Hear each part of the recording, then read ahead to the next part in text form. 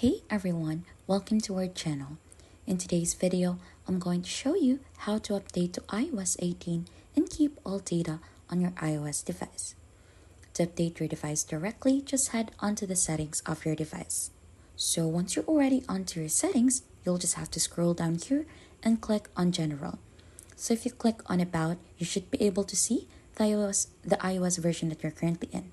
So I'm currently on 17.7 and it's not the updated one, which is 18. So click on Software Update and your phone will automatically search for the updates available onto your device.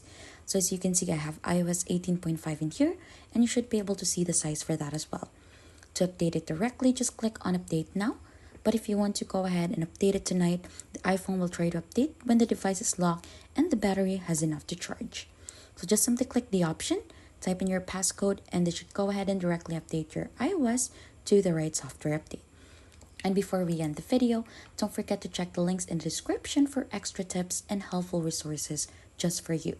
If you think this has been helpful, then don't forget to hit the like, subscribe, and we'll see you on to our next video.